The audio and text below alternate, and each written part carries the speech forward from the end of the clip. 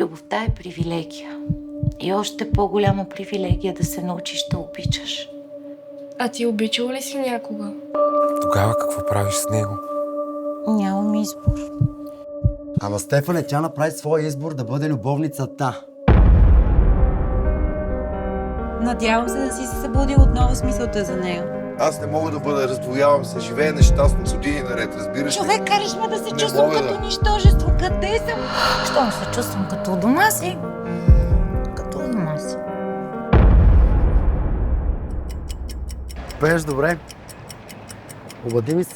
Аз съм музикален продуцент. Когато любовта е време да си тръгва, мълчи виновно и винаги залъгва. Едно сърце, разбито завещами. Това не е просто бизнес, нали? Добре, какво става в крайна сметка?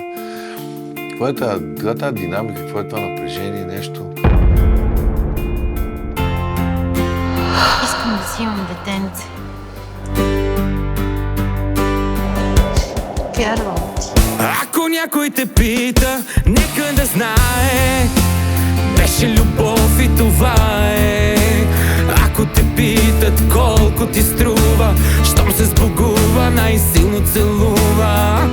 Ако някой те пита, нека не знае, за това между нас, ако питат, лъжа е. Нека да псуват и нека боли, съдници много само. Когато ми даде снимките, знаеш ли какво ще се случи или просто се надяваш? Майната ти бе любов, не си добре дошла. Убий ме в този живот, следващ ще те забраня.